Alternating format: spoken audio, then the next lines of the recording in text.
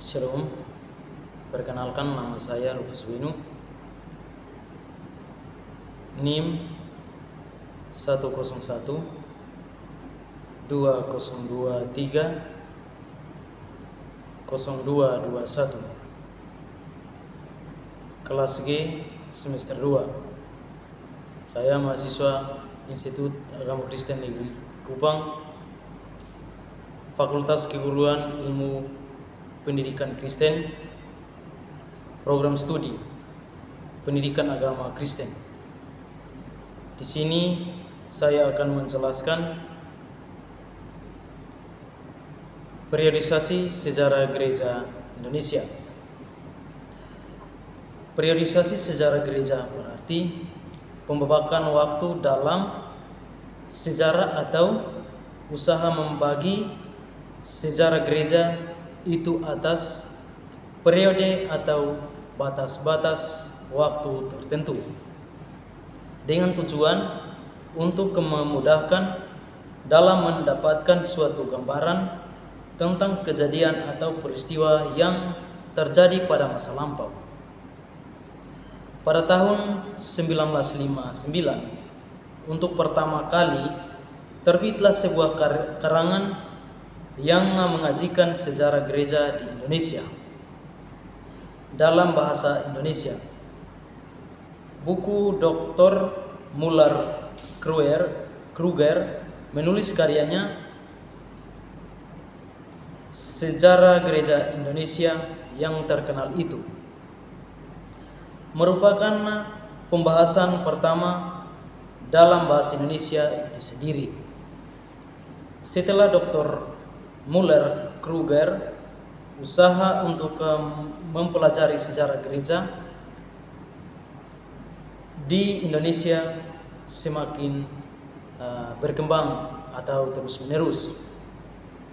Pada tahun 1959 telah terbit beberapa buku yang berharga mengenai sejarah gereja di tanah air. Para ahli di dalam negeri maupun di luar negeri telah menghasilkan sejumlah monografi baru mengenai gereja-gereja daerah dan mengenai pokok-pokok tertentu. Dalam karangan-karangan itu diusahakan untuk memperluas pandangan, sehingga yang diberikan bukan hanya sajalah pekabaran Injil, melainkan sejarah gereja dalam arti luas, khusus sejarah gereja-gereja di Tapanuli, Kalimantan, Jawa Timur, Sulawesi, dan Irian Jaya. Penulisan ini dianggap bahwa menulis tentang sejarah, termasuk sejarah gereja, bukanlah soal mencatat data dan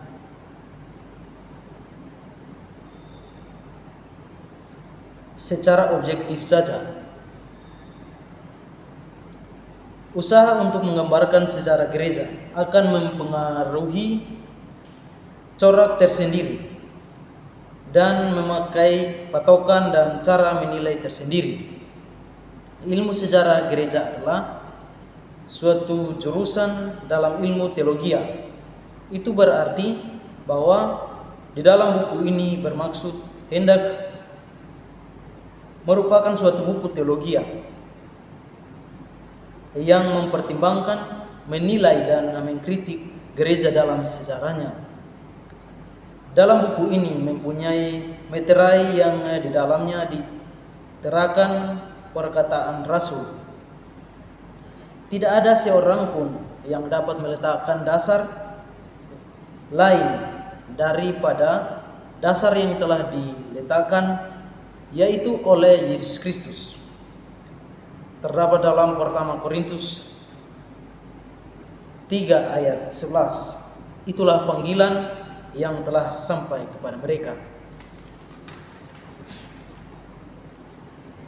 Apabila kita mau menggambarkan sejarah gereja di Indonesia, kita menghadapi suatu pertanyaan yang penting. tentang siapa kita menulis, siapa-siapa yang akan menjadi tokoh-tokoh dalam riwayat yang akan kita sajikan, pemikiran dan perbuatan siapa yang akan ditonjolkan, para pekabar Injil dari Baratkah, atau orang-orang Indonesia yang melalui usaha orang-orang Barat itu belajar mengenal Yesus Kristus dan menerima iman Kristen. Perbuatan serta pemikiran para pekabar Injil yang dijadikan pusat perhatian. Bukankah berita-berita tentang kejadian-kejadian yang berlangsung di tengah-tengah gereja muda itu hampir semua keluar dari pena para sendeling? Mereka ini yang mengirim laporan-laporan ke pengurus lembaga pekabaran Injil yang telah mengutus mereka. Akan tetapi tentu saja ada faktor-faktor dari dalam yang ikut menentukan bentuk kejauhan itu.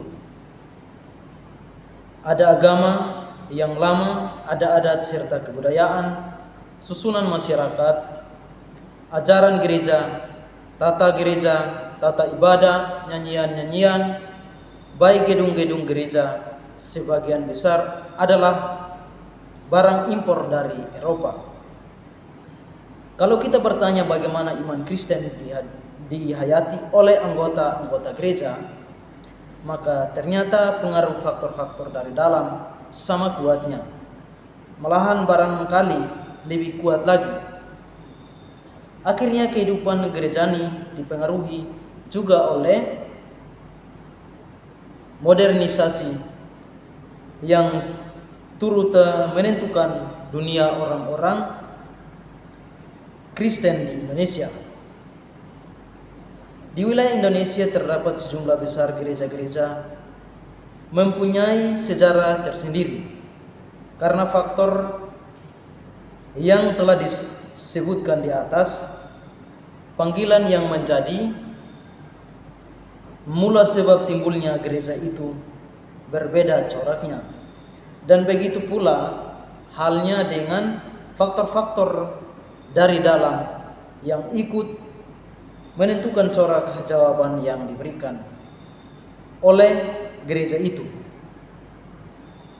Adapun unsur-unsur bersama, pertama-tama karena semua gereja itu merupakan perwujudan gereja Kristen yang esa dan am. Yang kedua, karena lingkungan Indonesia yang aneka ragam itu mempunyai suatu kesatuan. Dengan jalan itu diperlihatkan bagaimana semboyan Bhinneka Tunggal Ika berlaku dalam kehidupan gereja di Indonesia dengan arti yang khusus.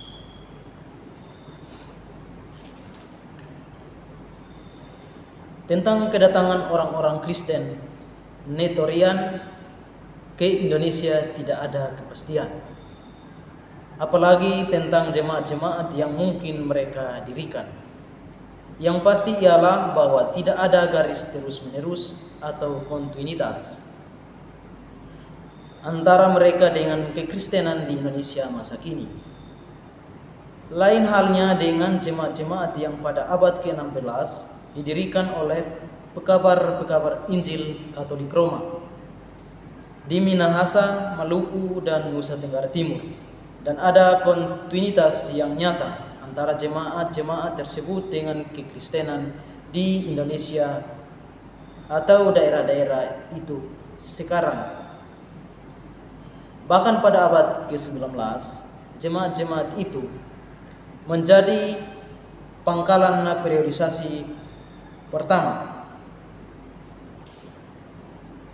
di daerah-daerah Indonesia Timur, selebihnya ada di Sulawesi. Para sendeling dari barat yang jumlahnya kecil bekerja sama dengan guru-guru dari Ambon dan Minahasa, Sangir dan Timor. Di sini dapat kita berpendapat bahwa yang menentukan permulaan sejarah gereja di Indonesia ialah saat pelayanan baptisan pertama kepada seorang Indonesia. Dengan adanya orang-orang yang dibaptis, maka ada gereja. Panggilan sudah keluar, firman sudah diterima, dan jawaban sudah diberikan. Bagi seorang Protestan, tidak usah menjadi soal bahwa yang pertama kali melayangkan baptisan di Indonesia adalah orang-orang Katolik. Mereka membaptis orang dalam nama Allah Bapa, Anak dan Roh Kudus, dan baptisan itu adalah sah. Oleh karena alasan-alasan tersebut, kita beranggapan bahwa sejarah gereja di Indonesia telah mulai pada abad ke-16. Kita tidak tahu dengan pasti kapan orang-orang Indonesia yang pertama menerima baptisan.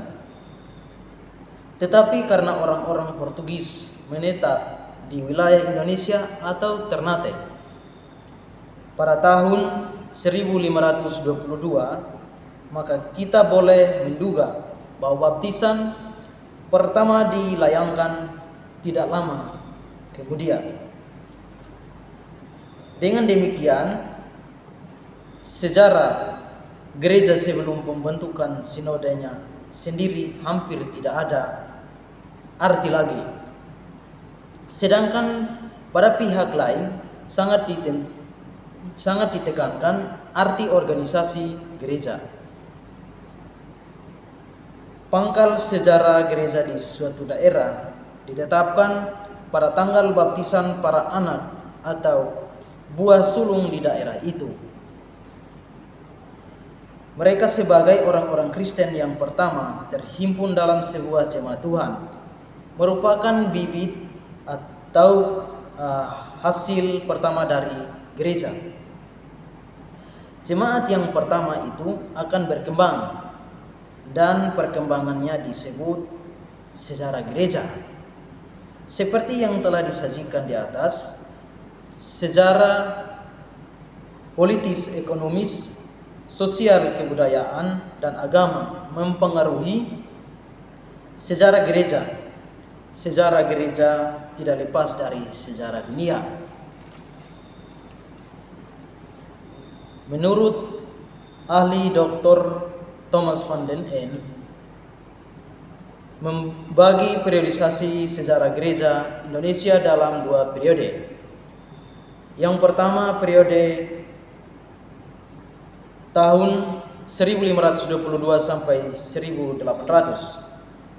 Ada beberapa ciri periode pertama, yaitu yang pertama, tahun 1522 orang-orang Portugis menetap di Indonesia. Kemungkinan terjadi baptisan pertama sebagai cikal atau benih gereja di Indonesia.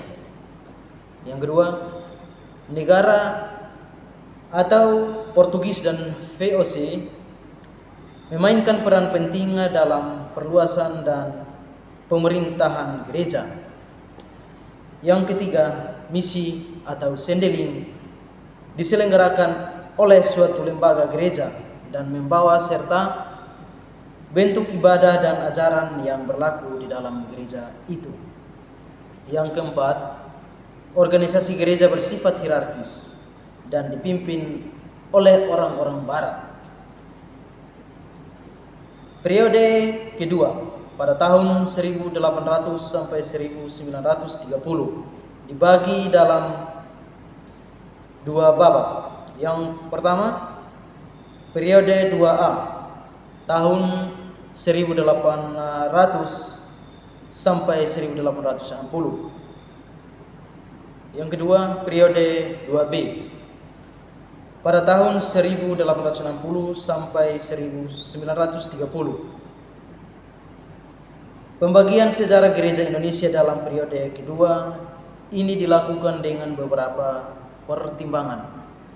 Di antaranya yang pertama, faktor perluasan, dan yang kedua, faktor pola berpikir para sendeling, dan yang ketiga, faktor peranan orang-orang Indonesia dalam kehidupan gerejani.